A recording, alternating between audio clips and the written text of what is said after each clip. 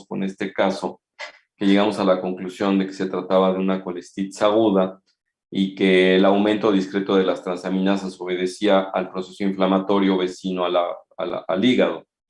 Y en este caso, la discreta elevación de la bilirrubina directa podía estar en relación con proceso inflamatorio solamente.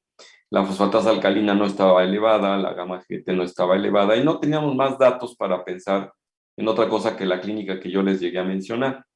Entonces, pues teníamos eso básicamente.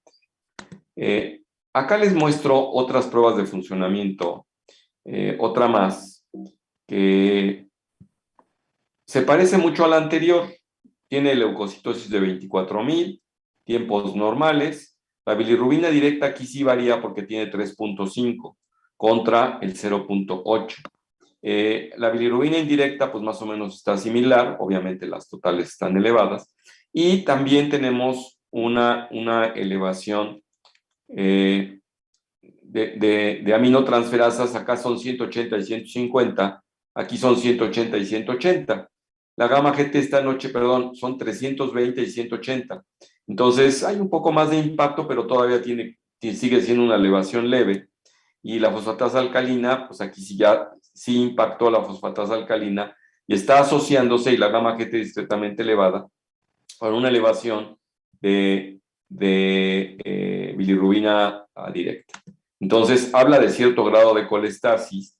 Y aquí les agregué la determinación de amilasa y lipasa, que se sabe que si pasan 3 veces el valor normal, con dolor característico o imagen característica, se hace diagnóstico clásico de pancreatitis aguda. Entonces, esta es la imagen que muestra a un paciente con pancreatitis aguda. Muchas veces, en ocasiones no se altera prácticamente nada acá, y sí tenemos el dolor característico y elevación de amilasa y lipasa. Con leucocitosis, las más de las veces da leucocitosis, el problema de pancreatitis aguda. Entonces, para que lo tengan en mente. Y la última imagen que traía yo por acá, a ver, vamos a checar por aquí. Ya andas por acá, Fátima Peñafiel. Sí, Doc, aquí estoy. ¿Quieres leer, por favor, lo que tenemos ahí, si eres tan amable? Sí, voy. Es de hemoglobina tenemos 12, por lo que la vamos a considerar como un poquito baja. Uh-huh. Y leucocitos tenemos 8,600 y pues esos están bien. De plaquetas tenemos 130,000 y pues lo vamos a considerar como que está baja. Un poco baja, claro, de 150 De, mil. de TP pues está baja porque tenemos 50%. Cuando tú veas TP abajo, habíamos quedado que con qué correlaciones.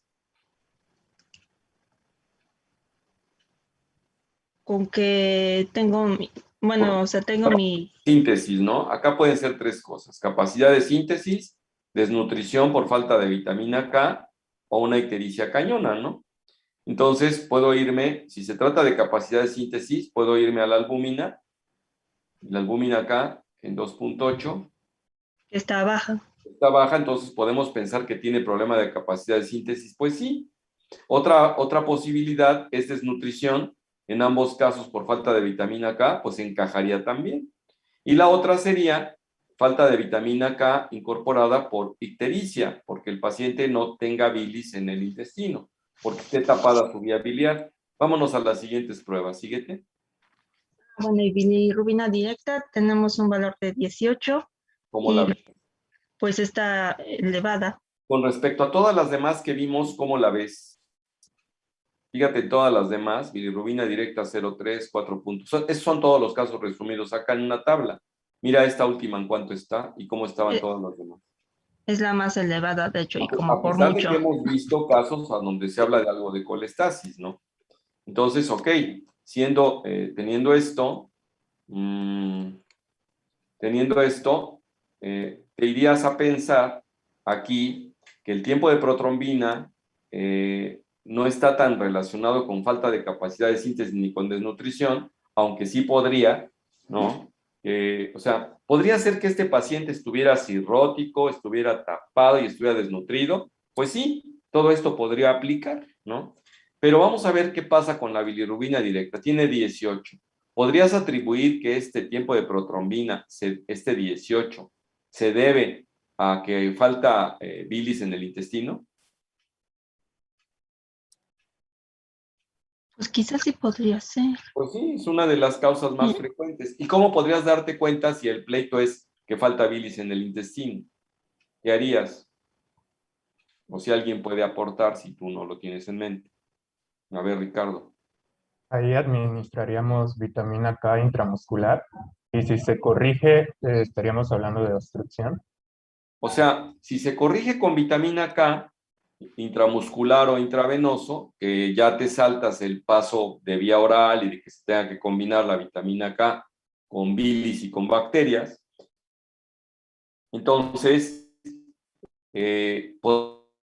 podríamos asegurar, sino que su problema es obstructivo, francamente. Ahora, para pensar en obstructivo, tú misma, Peñafiel, ¿qué otra prueba verías, Fátima? Tú dices, tengo 18 de bilirrubina directa. ¿Tiene que correlacionar con quién? Pues tendría yo que checar las demás pruebas de función hepática, ¿Cuál? ¿no? Para ver si hay. ¿Cuáles son las más correlacionadas con colestasis, aparte de la bilirrubina directa? Eso lo venimos diciendo previamente. ¿Alguien Pues, más? A ver, nada más déjenme checar aquí por qué. pues podría yo checar ALT y AST. Esas no tanto, fíjate, estas no, sí se alteran cuando hay colestasis, pero no son las más características. Por acá hay algunos compañeritos. A ver, Marisa. ¿Se correlacionaría con la gamma glutamil transferasa y la fosfatasa alcalina? Bueno, entonces ya escuchaste, Fati, de a dónde correlacionarían. Entonces vamos a ir a buscarlas. ¿Cómo están? Fosfatasa alcalina está elevada, Vamos a decir. bastante de hecho, de 850 está elevada. ¿Y la gamma GT? Y gamma GT también está bastante elevada porque es de Confirma mucho 600. que es colestasis y la bilirrubina directa pues, es el característico, ¿no? Entonces, bueno, ¿por qué está un poco elevada la bilirrubina indirecta, según esto, por lo que he estado comentando? ¿Te acuerdas, Fátima? Por la acumulación, ¿no? ¿La acumulación de qué? Bueno, o sea, como está la obstrucción, se queda como la bilirrubina, tanto la bilirrubina directa como la indirecta, y se elevan los valores. A ver, Andrea, ¿qué quieres comentar?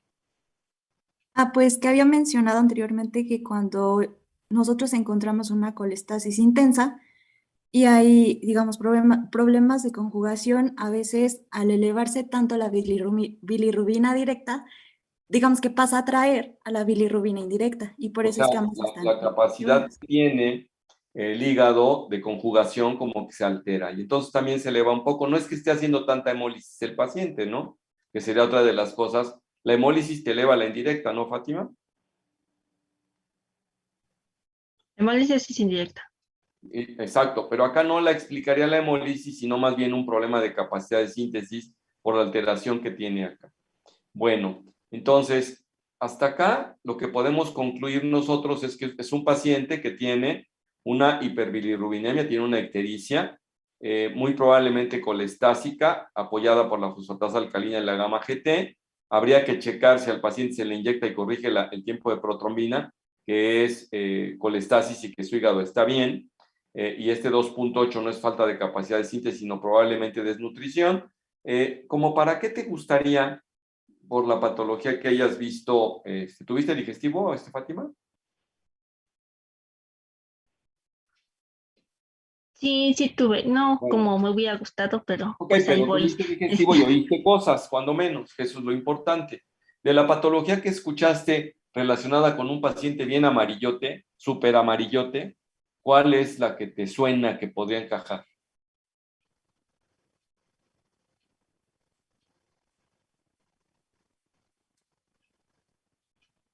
¿No? Bueno, pues es que ajá, ahorita pues sí podríamos pensar más que nada en pancreatitis, no Una podría yo pancreatitis tener. habitualmente no sube tantísimo la bilirrubina directa. Tan es así que muy a propósito, yo les puse esta diapo a donde era un paciente con pancreatitis y sí sube, pero no 18, ¿no? Y el tiempo de protrombina no lo modificó, ¿te fijas?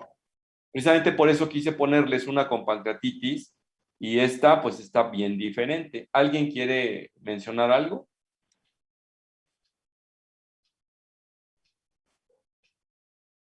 A ver, Ricardo. Podríamos pensar en un cáncer de la cabeza de páncreas. También, pues, aunado, bueno, viendo el resto de de los marcadores tumorales, está muy elevado el CA19-9. Entonces, pues, una posibilidad sea de que haya cáncer en la cabeza del páncreas y el crecimiento del tumor esté obstruyendo la vía biliar. Ciertamente, o sea, tienes toda la razón, porque de hecho es el diagnóstico, ¿no? Si curiosearon la siguiente diapositiva, pues aquí decía cáncer de cabeza de páncreas, ¿no? Pero resulta que hay que sustentarlo. Entonces, la pregunta, el diagnóstico diferencial obvio sería, ¿y por qué no un parásito en la vía biliar y por qué no una piedra en la vía biliar que estuviera enclavada, ¿no? Si nos vamos también a la generalidad, a donde les había yo puesto, probablemente, no sé si por acá hay alguna no les puse ninguna de coledocolitiasis, pero ¿por qué no pensarías tú mismo, Ricardo, en el caso este, que estuvieras pensando por ahí, alguien más quiere entrar? No, ¿verdad? Me refiero a entrar al chat. Bueno, ok, se me perdió ahorita, déjenme ver. Acá sí, alguien más quiere entrar. Es Víctor, ok, sale, va. Ya entró. Bueno, por algún motivo, Lara, a ver, dime. O sea, ¿por qué no pensaría bueno, es que los otros diagnósticos diferenciales creo que también tendríamos Suponiendo que que... todavía no leemos alfa-feto carcinoma embrionario CA19-9, ¿no? Entonces, a donde se quedó Fátima, que estábamos analizando esto, nada más, ¿no? Ajá, bueno, yo creo que igual habría que relacionarlo con otros datos clínicos del paciente, ¿no? Como por Bueno, es un ejemplo, paciente de 72 años de edad, que de repente se puso hiporéxico y que ha perdido 12 kilos de peso en más o menos 3 meses. Pues ahí sí es bueno, más referente a ahí un ya era cáncer. más sugerente una neoplasia o sea, por la pérdida de Entonces habría que peso. ir a buscar y por eso lo de los marcadores tumorales, ¿no? Entonces, bueno, ¿por qué no coledocolitiasis enclavada y ya por tiempo largo? Pues realmente como que daría otros datos antes de llegar a 18 de bilirrubina. Cuando ustedes tengan bilirrubinas por arriba de 8, la directa, no bilirrubinas, sino la bilirrubina directa por arriba de 8, piensen, ya vayan pensando en que es una obstrucción probablemente tumoral. Le llamamos tumores periampulares, que no forzosamente tienen que ser de la cabeza de páncreas, puede ser del colédoco, puede ser del duodeno, puede ser de la ámpula de Vater, pero ciertamente el de páncreas es el más agresivo y es el que justamente expresa el CA19-9 en mayor cantidad. Cuando los tumores están muy avanzados, también el carcinoma embrionario se puede elevar. Entonces, bueno, esta es una imagen característica de un paciente con un tumor justamente periampular y en este caso de cabeza de páncreas.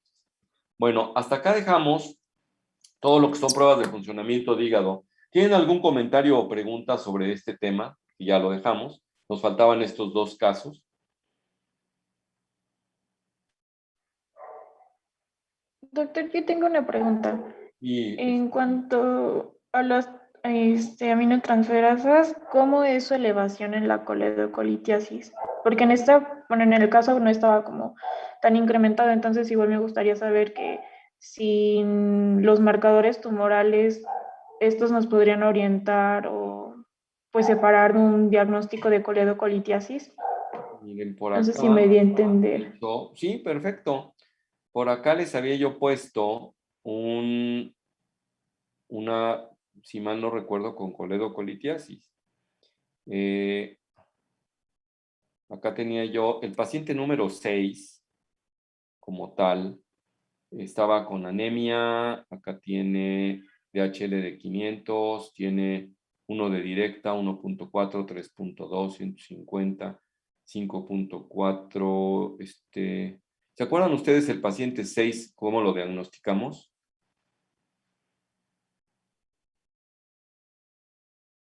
Ah, pero este es cirúrgico, porque tiene inversión de la relación AG. Ya no hay pierde, perdón, ya ni sé. Lo que pasa es que yo medio me acuerdo que había puesto uno con coledocolitiasis. Bueno, no lo puse, no queda muy claro ese aspecto, pero a ver, vuélveme a repetir tu pregunta. Si hay alguna alteración en las aminotransferasas que igual nos puedan orientar al diagnóstico de coledocolitiasis. Ok, no. Para coledocolitiasis, lo que tienes tú, o sea, las aminotransferasas traducen principalmente daño hepatocelular. ¿Estás de acuerdo? Sí. Déjame nada más, para ponerles otra vez la imagen, porque estaba en pausa.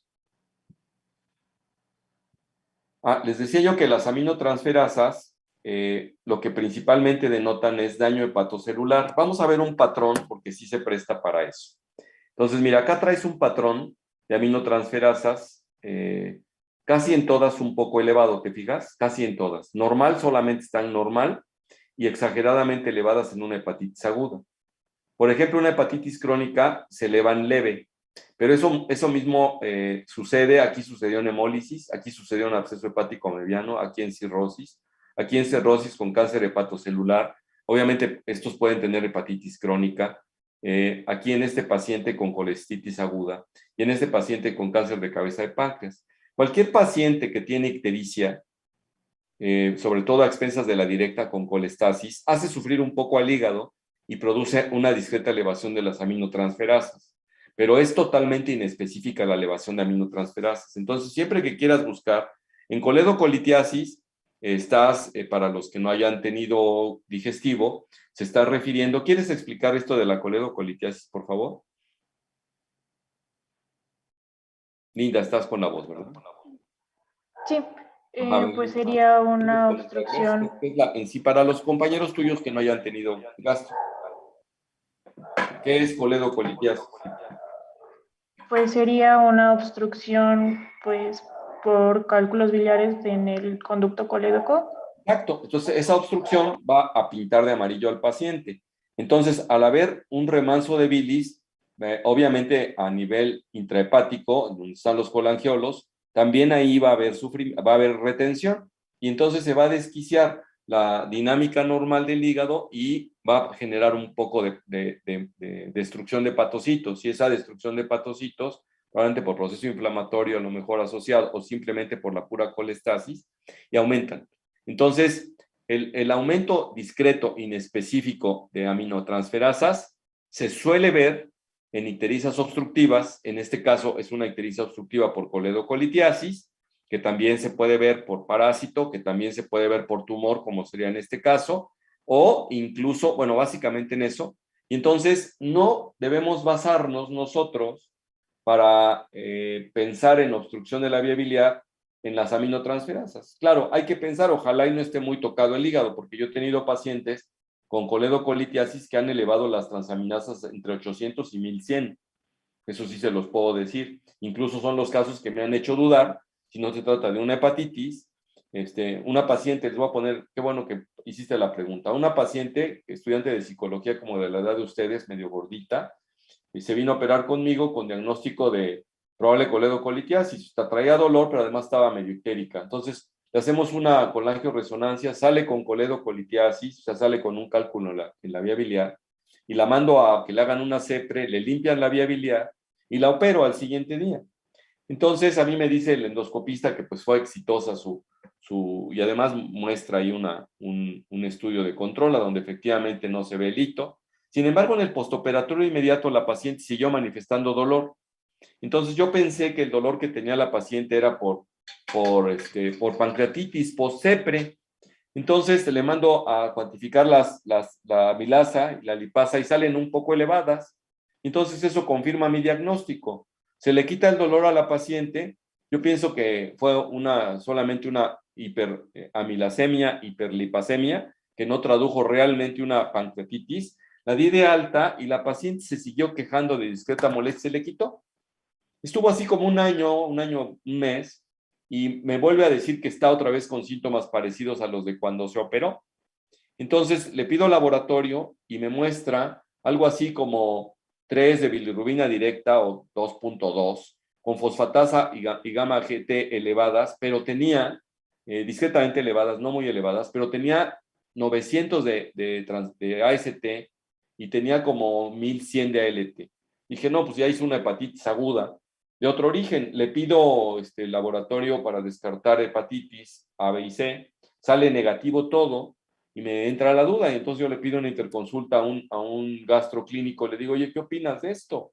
Y me dice, para mí tiene coledocolitiasis hasta no demostrar lo contrario. Dije, bueno, pues que le haga otra colangioresonancia y efectivamente tenía coledocolitiasis. Yo ya no creí que la tuviera porque aparentemente había salido todo en orden. Entonces, pues le hablo a mi cuate, el colangiólogo, y le digo, oye, fíjate que pasa esto. Y me dice, pues chispas debe tener, la verdad, no creo que la haya vuelto a hacer luego pudo haber sido una residual de él, o eventualmente, a lo mejor él la dejó limpia, y entre que le hizo el lunes por la mañana el estudio y yo la operé el martes en la mañana, en ese lapso pudo haber pasado una piedrita, pues pudo, ¿no? Entonces, teníamos otra vez esto. ¿A qué voy con esto? Para responderte, es totalmente inespecífica las aminotransferasas bajas. Cuando están muy elevadas, son muy específicas de hepatitis aguda, y hay casos excepcionales como este que te estoy diciendo, pero las aminotransferasas no las utilizamos para hacer diagnóstico de colestasis, ¿sí? Entonces, ¿cuáles sí utilizamos para hacer diagnóstico de colestasis? El muy obvio es la bilirrubina directa, que a veces no alcanza a elevarse y antes ya se están elevando la fosfatasa alcalina y la gamma glutamil. Si no se elevan juntas la fosfatasa y la gamma glutamil, por ejemplo, con el de absceso hepático amebiano, ¿te acuerdas? Absceso hepático, están elevadas a ALT, la gamma GT poco elevada, pero bastante elevada la fosfatasa alcalina y nada la bilirrubina. La bilirrubina directa está normal o pues discretamente elevada, pero pues no tiene, por ejemplo, para estos 480 de fosfatasa estaríamos esperando unos como 12 de bilirrubina directa, ¿no? Y no es así. Entonces, no sirve para eso. Para coledocolitiasis, definitivamente bilirrubina directa, fosfatasa alcalina, gamma GT. Y claro, un ultrasonido, ahora que veamos el capítulo de colelitiasis y de coledocolitiasis en especial, pues vamos a aclararlo más a fondo. Para los que no han tenido digestivo, no se aflijan, porque eso sí lo aclaramos más a fondo en el capítulo respectivo. Bueno, Gracias, ¿queda doctor. claro tu pregunta? Sí, muchas gracias. ¿Algún otro? Doctor, yo tengo una pregunta. En caso de que la obstrucción sea por parásitos, como menciona, igual dispararía tanto la bilirrubina directa. Si está total, sí. Si es un parásito que nada más ocupa espacio, como un ascaris, se eleva muy discretamente y a veces lo que produce es más bien colestasis en los pacientes. Puede haber algo de ictericia, hay leucocitosis, hay dolor, y es una ictericia discretona. En el ultrasonido lo que a veces ven es dilatación de la vía biliar. Las fasciolas ocupan algo similar. Son las dos más frecuentes, ¿eh? Casi no vemos otro tipo de parásitos en nuestro ambiente. Fasciola hepática o Ascaris lumbricoides. Entonces, no, es más light. No es una obstrucción tan intensa como Gracias, suelen. doctor. Sí. ¿Alguna otra?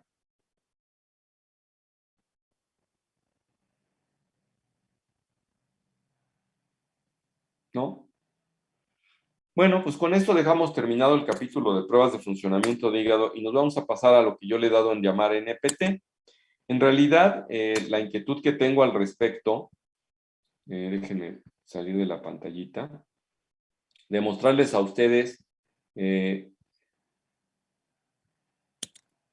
este capítulo tendría, digamos, la idea de ser nutrición parenteral, pero en realidad a lo que me quiero yo referir es a la nutrición artificial, ¿no? O sea, si nosotros tenemos que escoger en nuestros pacientes qué nutrición dar, siempre será por vía oral. Siempre que podamos será por vía oral. Que no se parece a la vía oral, ¿qué es lo que más se parece a la vía oral? pues una sonda nasogástrica, ¿no? Una sonda que le meta al estómago el alimento. Que no se puede, pues vámonos más adelante, ¿no? Si es que es posible, entonces llevarlo al intestino, entonces darle una dieta nasoenteral, ¿no? Que no se puede, bueno, pues entonces por medios artificial, generar una gastrostomía en el paciente y alimentarlo en forma artificial a través de un tubo directo al estómago a través de la pared abdominal, mediante gastrostomía. Que tiene riesgo de aspiración el paciente, pero no se le puede meter la sonda nasogástrica, etcétera. Permítame un segundo, por favor. ¿Sí diga?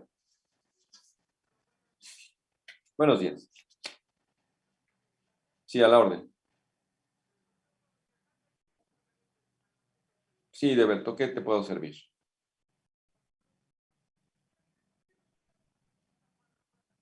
Permíteme un segundo, por favor. Permíteme un segundo.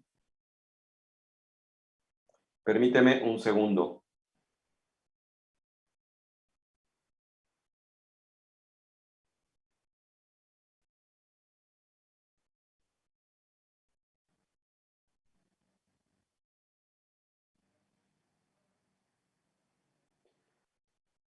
¿Me escuchas? Mira, tengo espacio a las 7 de la noche en el Hospital Ángeles. Sí. En el consultorio 725. ¿Es para ti la consulta?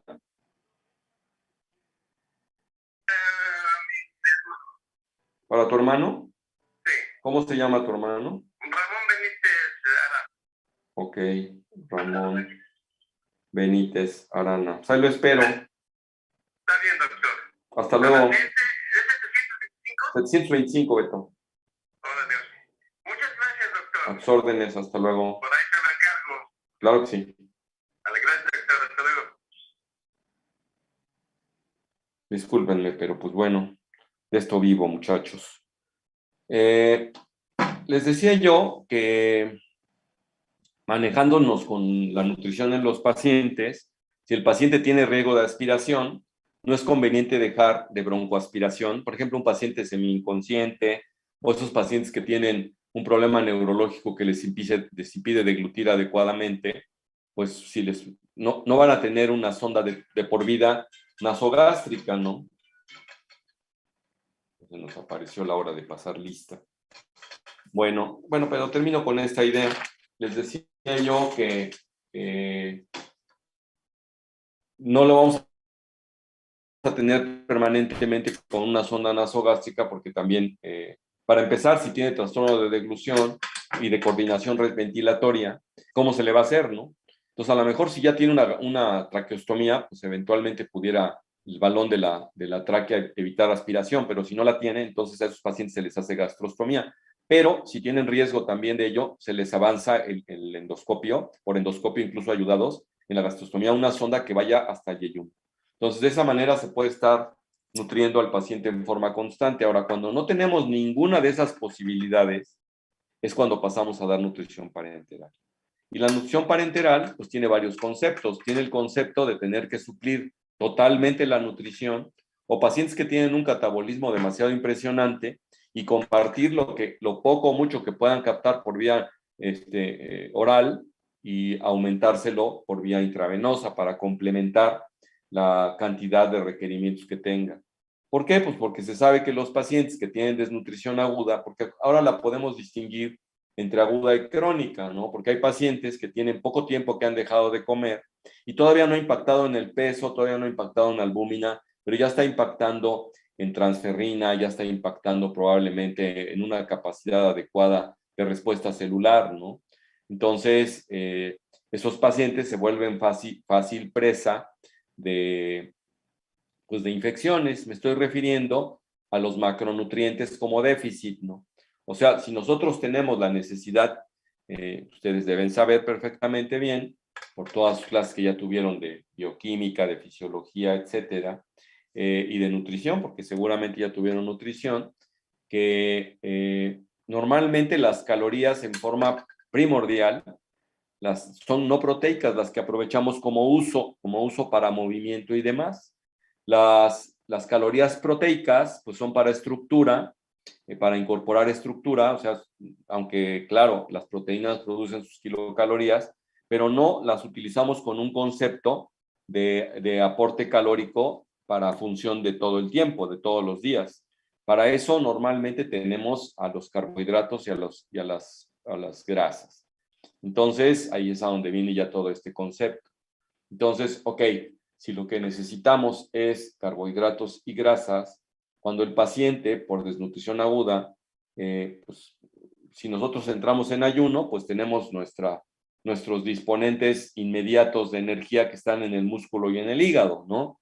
Mediante glucogenólisis, y entonces se arranca de volada y tenemos energía directa, que esa tiene que estar en el lugar de los hechos, pues obviamente para funciones normales enzimáticas, en el caso del músculo para contraerse, pues se necesita la presencia de glucosa inmediata, y esa pues la obtendrán ustedes de la que está circulando en principio en la sangre, y si no hay, pues de la que está disponible en la musculatura en sí, o de la que está disponible en el hígado, ¿no? Entonces, obviamente en cada una de sus células, ¿no? Tanto hepáticas como musculares. Entonces, una vez que no se cuenta con ello, pues se tiene que ir a buscar energía de otro sitio. Y el siguiente sitio que sigue de proporcionar energía, pues ya serán las grasas. Y cuando estas son rebasadas, pues entonces empiezan a utilizarse las proteínas. Y una bronca, cuando empiezan a utilizarse las proteínas, nosotros hemos visto imágenes todavía a estas fechas en el pleno siglo XXI, de niños a los que se les pueden ver las costillitas con una madre que tiene pegado al niño en el pecho, que también está en las costillas, ¿no? La pobrecita, sobre todo en países africanos. Es bastante triste todavía poder estar viendo eso. Y pues esos ya no se pueden ni levantar, ¿no? Yo creo que estos chiquillos no tienen capacidad a veces ni para succionar el pecho por falta de fuerza, ¿no? Yo he tenido pacientes que se desnutren a tal grado que no pueden levantar la mano. Entonces no se me puede olvidar una señora que tuvo una fístula enterocutánea mal manejada desde el punto de vista nutricional. La empezamos a nutrir en forma extra, parenteral y enteral en ambos sentidos. Le quitamos la parenteral, la dejamos con enteral. Empezó a sumar, y no se me olvida porque yo la iba a ver a domicilio cuando la tuve que ver en el consultorio, y se pudo parar sola de su silla de ruedas. Pues hasta le aplaudimos ahí en la sala de espera, ¿no? Porque se pudo levantar sola, y venía de estar desnutrida. Ella, pues desafortunadamente tuvo un cáncer de colon. En la operación del cáncer de colon tuvieron una complicación, se fistulizó. Ya el problema no era el cáncer de colon porque se lo habían resecado bien, y lo que le faltaba a la señora era darle el siguiente ciclo, que era el de quimioterapia, pero pues no pudo tener quimioterapia porque tuvo esta complicación, se andaba muriendo de la complicación, salió adelante y se le propuso que ya le dieran la quimioterapia, no la tomó. Un tiempo después me pretendió consultar, pero como no me había hecho caso, pues la verdad en esa ocasión se la mandé a un colega oncólogo quirúrgico. Le digo, pues hay que se arregle a ver si a él sí le hace caso. Pues ya le hizo caso, pero ya tarde, ¿no? Le empezaron a dar quimioterapia y pues se falleció la paciente por lo avanzado que estaba su cáncer, que no recibió quimioterapia adyuvante, que donde le hubiera ido mejor, ¿no? Entonces ahí tienen ustedes problemas de nutrición, en este caso con fístula enterocutánea en la paciente. O sea, se le fugaba líquido del intestino hacia el exterior porque no cicatrizó bien. Entonces todo eso es muy importante y lo debemos tomar en consideración. Le quería a ustedes hacer algunas preguntillas de lo que han recibido por ahí. Bueno, voy a pasar lista, ¿verdad? Ya me estoy picando más del tiempo. Ariadna Martínez. Presente, doctor. Ulisa Melchor. Presente, doctor. Felipe Morales. Presente, doc. Ana Cristi Moreno. Presente, doctor. Jocelyn Mota. Presente, doctor. Nathan Munguía.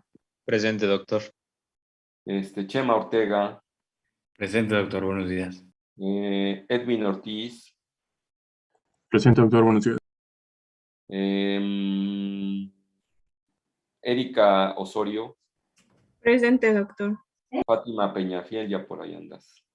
Stephanie Pereira. Presente. José Pérez Gómez. José Pérez Gómez. Fernanda Rafta. Presente, doctor. Buen día. Alan Ratia. Presente, doctor. Marisa, por allá anduviste. Carmina Rodríguez. Presente, doctor. Iris Romero. Iris.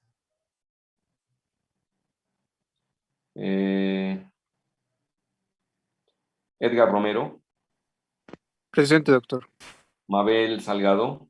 Presente, doctor. Buen día. Noritsugu. Presente, doctor. Oscar Tapia. Presente, doctor. Andrea Torres. Presente, doctor. Víctor Vargas. Presente, doctor. Linda Zapata. Presente. Ya participaste. Jessica Amador. Presente, doctor. Ángel Castro. Presente, doctor. Rodrigo Cortés. Presente, doctor. Ger Cuevas. Presente, doctor. Ángel de León. Presente. Alberto Domínguez. Presente, doctor. Pérez Espinosa. Presente, doctor. José Manuel Flores. Presente, doctor. Amairani. Presente, doctor. Aram. Carla Huesca. Presente, doctor. Zaira. Presente. Ricardo por allá participó. Guadalupe López. Presente, doctor. Jesús Fernando López. Presente, doctor. Carla Paola Lozano. Presente, doctor. Ok. Les estaba yo preguntando, ahora que me quedé aquí con Carla. Carla, ¿tú recuerdas qué requisitos debe tener la nutrición? ¿O la dieta? Sí, doctor. Bueno, tiene que ser completa, ¿Qué es eso de completa, Carla? pues que tiene que cumplir con todos los nutrimentos. O sea, que tenga todos los nutrientes. Así Eso es es. completa, ¿no?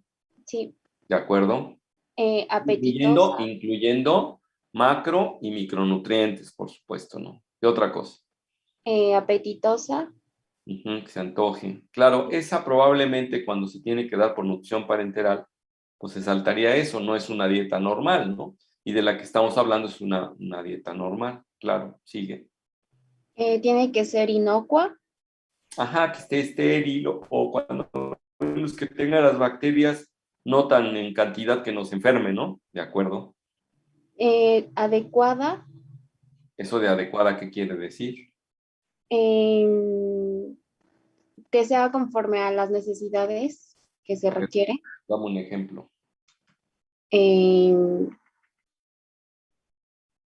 No sé, A ver, venga. lo que estábamos comentando de los pacientes cuando ya necesitan una dieta parenteral, pues tiene que ir adecuada. Pero hablando de la generalidad, a lo mejor si tú dices adecuada, ¿dónde le metes un totopo o chicharrones a un recién nacido, no? Y pues ese será su lechita, digamos, es lo adecuado, ¿no? Y un paciente desdentado, pues sería a lo mejor lo mismo, ¿no? Que, pues, a lo mejor en la práctica es lo que más podemos ver, pues hay que adecuarlo en cierta forma a las características y necesidades del paciente, porque a lo mejor se puede mezclar con otras características. ¿Qué otras características? Te faltan algunas. Suficiente. De acuerdo, que sea suficiente. Ahí también viene lo mismo. No es lo mismo darle una dieta a un individuo de 30 kilos a un individuo de 130 kilos, ¿no? Eso es un hecho. A una chica como ustedes que andan promediando entre 50 y 60 kilos, a un chavo que anda promediando 80 kilos, ¿no? 70 kilos. Es diferente Aparte de todo, también por género, también el consumo de calorías es un poquito mayor en varones que en mujeres, pero eso es lo de menos. ¿Qué otra cosa? También tiene que ser balanceada. ¿Qué es eso, Carla? Que se encuentre en equilibrio. ¿Qué es equilibrio y balance? Que sería lo mismo.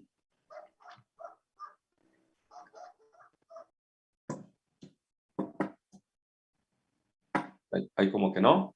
Sí, venga. Que sea, o sea, que cumpla con los requisitos de lo que se requiere, no sé, de carbohidratos, de lípidos, sin pasar en exceso de cada uno. A ver, Amairani quería opinar. ¿Balanceado no se refiere a que contenga todos los grupos alimenticios? No, esa es completa. Por ahí también querías hablar, Mabel. Yo iba a decir lo mismo que a Mayrani, doctor, que cumpla Bueno. con... Lo que pasa es que hablamos, el balance o equilibrio depende del porcentaje de cada uno de los nutrientes que debemos tener y la cantidad exacta. Entonces, por ejemplo, si nosotros hablamos de proteínas y lo hacemos muy resumido, podemos pensar ya para un adulto con una actividad, porque pues, depende mucho de la actividad, ¿no? Pero vamos a suponer que si hablamos de una dieta, se te haría balanceada, por ejemplo, estabas con la palabra inicialmente. ¿Quién eras? Perdóname. Nos habíamos quedado aquí con que al final con... Carla Lozano. ¿No? A ver, Carlita. Se te haría una dieta balanceada que tenga el 30% de lípidos, el 20% de carbohidratos y el 50% de proteínas, de requerimientos, digamos, calórico-proteicos. O sea, que tu dieta tenga esos porcentajes. 30 de proteínas, 30 de lípidos, 30 de carbohidratos, 20 de lípidos y 50 de proteínas. ¿Te suena? No, doctor. ¿Por qué? No sería, porque no sería, o sea, en este caso no estaría balanceada conforme a mi edad y a mis requerimientos. En realidad el balance casi se refiere más a los macronutrientes. Y el balance, digamos, es a lo que yo, ahora que calculemos nutrición, es a lo que le llamo que la dieta es viable o no viable. Entonces, lo idóneo para que pensemos en balance adecuado es que nosotros tengamos alrededor de 100 a 150 kilocalorías no proteicas por cada gramo de nitrógeno o por cada, 6.4 gramos de proteínas, ¿no? Entonces, aquí lo interesante del caso es que un balance más o menos adecuado anda frisando por ahí del 60% de aporte calórico de carbohidratos, como de más o menos 25 de lípidos y como de 20 a 25 de proteínas. Eso es lo que se trata de balanceada o equilibrada. Entonces, sí ya les queda claro a Mabel y a quien opinó hace ratito. Entonces, a eso se refiere balanceada, equilibrada. Claro, cuando está completa, pues obviamente no le vamos a dar 100 gramos de sal a una persona, ¿no? O un cuarto de sal diario, ¿no? Entonces, ahí también dentro del balance están los requerimientos por unidad de cada una de las cosas, ¿no? Entonces, cuando hablamos nosotros de proteínas, que es un parámetro que les estoy enseñando ahorita, es 1 gramo por kilo de peso por día y de acuerdo a la actividad que tengan. Si es mucha, le vamos a aumentar lo que se llama el grado de actividad, ¿no? No es lo mismo para un sedentario que para una persona que está haciendo ejercicio, y el ejercicio depende de cuál. ¿Cuántas kilocalorías está gastando una persona que va corriendo un maratón? ¿Cuántas está gastando una persona que va caminando solamente a 4,5 kilómetros por hora o 5, ¿no? Entonces, y no es lo mismo que el que va corriendo un maratón sea un individuo de 80 kilos o el que va caminando sea un individuo de 40 kilos, o sea, no es lo mismo. O incluso también el que va corriendo un maratón que pese 40 kilos de peso, pues es muchísimo menos la cantidad de kilocalorías que requerirá y por lo tanto también de proteínas, ¿no? Para tener ese balance. Entonces, bueno, ya atendidas, ¿alguna duda que quede sobre estos conceptos de nutrición, de los requerimientos de una dieta? Entonces, los requerimientos ya los estamos aclarando, y el otro, la adecuación de la dieta, Carla comparó muy bien, dice, bueno, pues vamos a adecuarla a las necesidades de un paciente. Si no tiene vía oral, pues se la vamos a dar por gastrostomía, pues difícilmente a través de un tubo de gastrostomía vamos a pasar chicharrones también, que no pueda masticar, ¿no? Entonces, pues tendrá que ser líquida, francamente, o molida, y una molienda, pues bastante importante para que pueda pasar a través de una sonda y no la tape, ¿no? Que no quede con ollejos grandes o con trozos grandes de algún alimento, porque va a tapar la sonda de inmediato. Y podemos decir grandes, medio centímetro o 3 milímetros, ya están grandes. O sea, la idea es que quede prácticamente con características líquidas. ¿Alguna pregunta o comentario que quieran hacer aquí? El objetivo en realidad no es enseñarles nutrición a ustedes, sino lo que se refiere a la cirugía y a la nutrición. Y una de las cosas que normalmente a ustedes les dieron clase de nutrición parenteral en nutrición, los que ya tuvieron nutrición. No, doctor. No, bueno, eso es lo que me toca mostrarles a ustedes, porque aunque se han apoderado de esto básicamente, un poco los nutriólogos, casi no, y un mucho los intensivistas o los médicos encargados del servicio de nutrición artificial o de nutrición parenteral de un hospital, ¿no? De segundo y tercer nivel. Entonces, pues eso es lo que tenemos. Hay pacientes que incluso cuando tienen síndrome de intestino corto, requieren de estarse nutriendo todos los días y reciben, me acuerdo que cuando lo veíamos esto, estaba yo de residente por ahí de los años 85, decíamos, es que en Estados Unidos existen unos carros como repartidores de leche que llevan su nutrición a los pacientes para que se la pongan todos los días. Lo veíamos así como fuera de foco y nosotros eso, PISA, ya desde hace más de 20 años, tiene una repartición alrededor de la Ciudad de México, en las ciudades aledañas, a donde no hacen más de 4 horas de camino, o sea, Querétaro, Toluca, Tlaxcala, Hidalgo, Puebla, donde llevan la nutrición parenteral a los pacientes y las reparten para los diferentes hospitales, quienes han decidido hacer eso, ¿no? Entonces, pues eso es lo que tenemos. Ya llegó mi paciente de las 11, demasiado anticipado. Es un sacerdote, ni modo que lo deje yo en la calle. Permítanme, voy a tenerle que abrir. Hay que tome su clase de quirúrgica hoy el padrecito.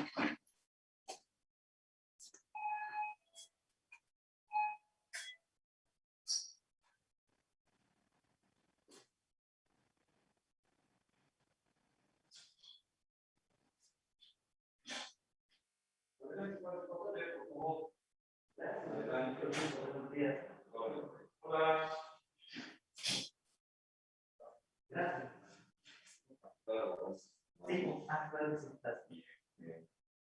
Y estoy dando clases, termino justamente a las 11 que me toca su consulta, entonces aquí lo voy a tener un ratito. Sí.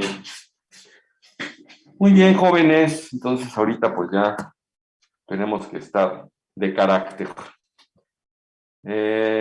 Aquí ahuyentando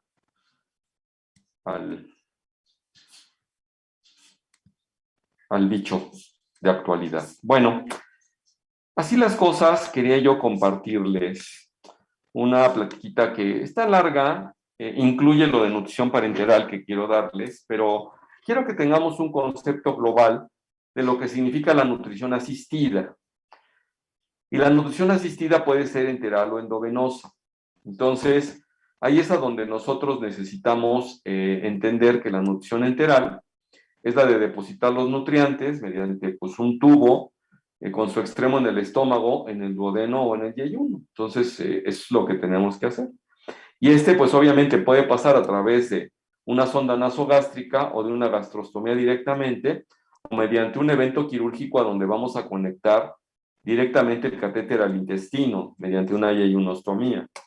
Entonces, las indicaciones en general para un acceso enteral serán las enfermedades neurológicas que habíamos mencionado, a donde los pacientes puedan tener disfagia, que no puedan deglutir adecuadamente, que puedan tener facilidad para tener una aspiración, que por no coordinar la deglución, entonces cada vez que pasen un poco de líquido pueda estárseles atorando, que estén en estado de coma, que sean objeto de un trauma, o en estados catabólicos a donde no alcance lo que ellos puedan pasar por la vía oral y haya que agregarles todavía más.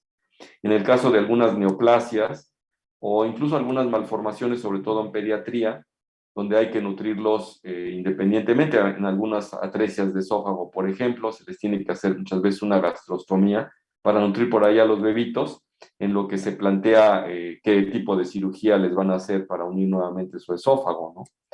Entonces, o para pues, un neotubo, por decir así. En el caso del acceso gastrointestinal, la vía intragástrica tiene sus requisitos, tiene que estar normal el vaciamiento del estómago y no haber contraindicaciones para llevar al estómago el alimento.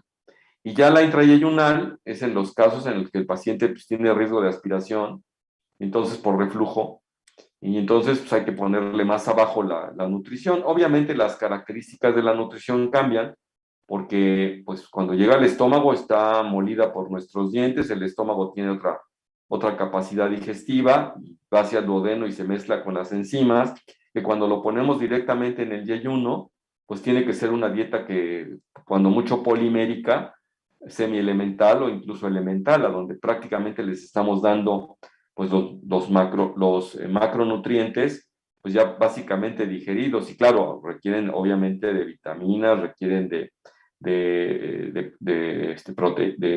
minerales, requieren pues, de agua, pues eso está por default. Ahorita que estábamos hablando de desnutrición, por ejemplo, una de las desnutriciones que les hablaba yo de aguda y crónica, no tiene tanto que ver con el tiempo, sino que un paciente que viene perdiendo peso durante 6 meses en forma paulatina, pues se entiende que es una desnutrición crónica que se va instalando paulatinamente, pero un paciente, por ejemplo, que deja de comer por una enfermedad aguda y que además es catabólica, como una pancreatitis aguda, nada más en la primera semana puede estar el paciente que normalmente requiere de 1.500 kilocalorías, a lo mejor estar demandando 2.000 kilocalorías, y 2.000 kilocalorías en una semana, póngale 10 días, se vuelven 20.000 kilocalorías.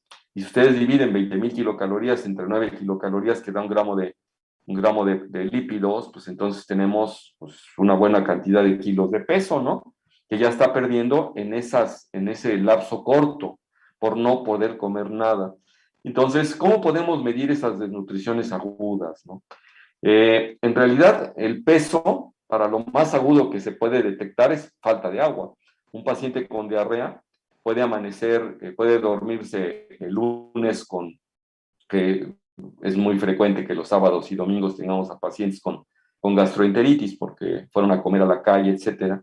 Entonces, a lo mejor se durmieron el domingo con 70 kilos de peso, se pararon en la noche a evacuar 10, 12, 14 veces, y a veces los llegamos a ver hasta el martes en la consulta o en el hospital en un servicio de urgencias, y pueden estar pesando 2 o 3 kilos menos, ¿no?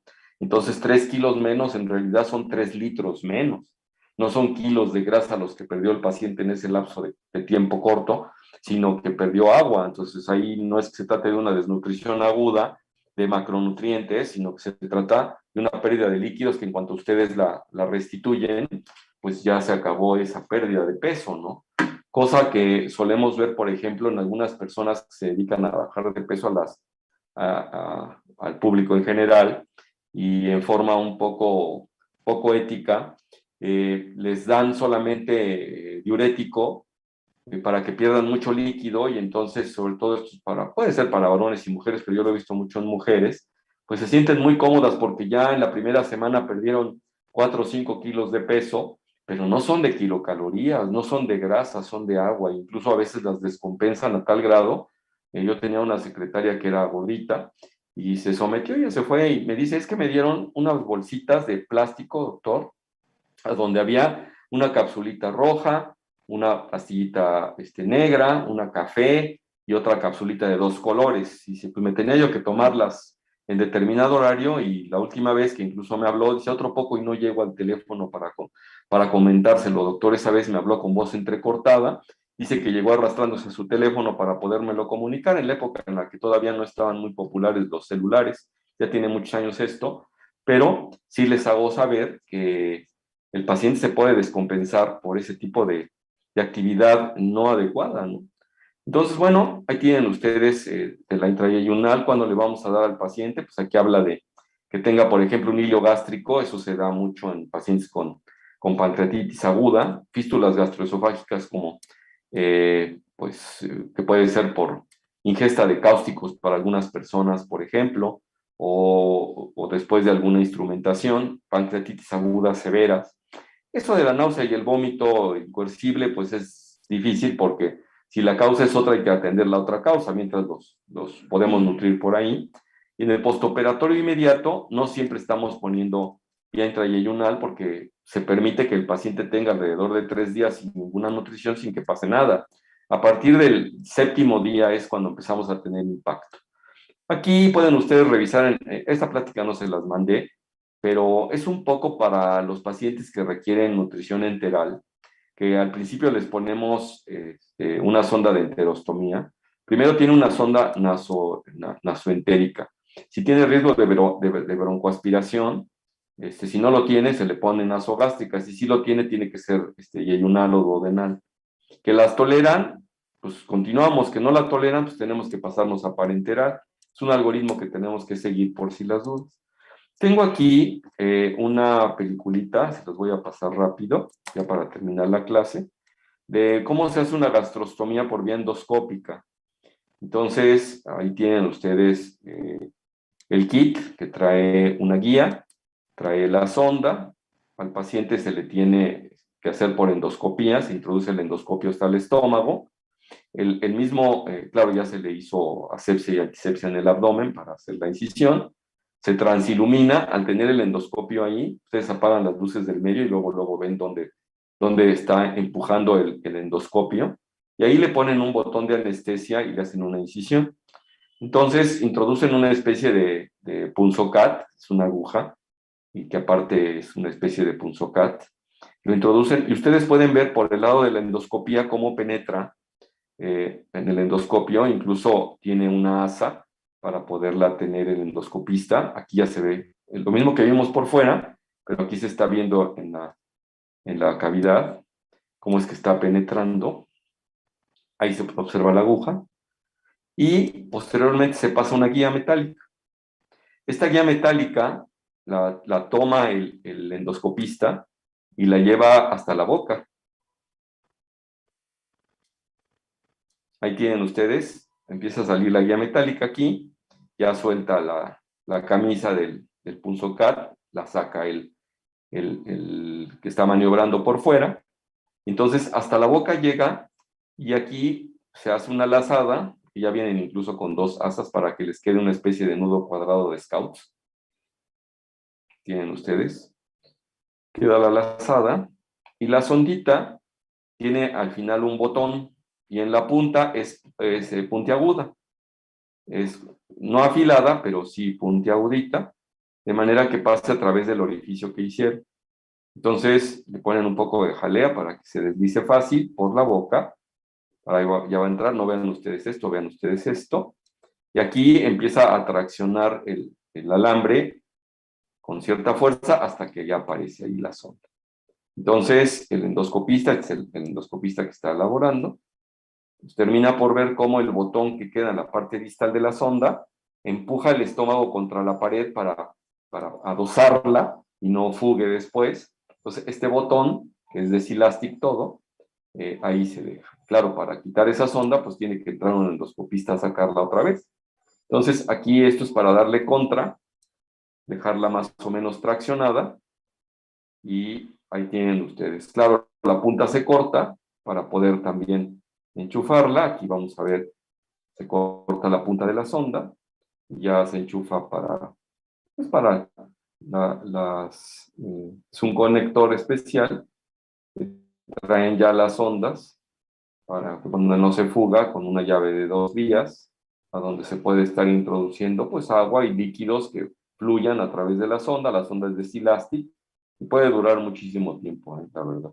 Entonces, eso es lo que les quería yo mostrar. Ya se nos terminó el tiempo, muchachos. Ustedes seguramente tienen otra clase por ahí. Nos estamos viendo mañana. Gracias, doctor. Muchas gracias, doctor. Hasta mañana. Buen día. Mañana, doctor, gracias.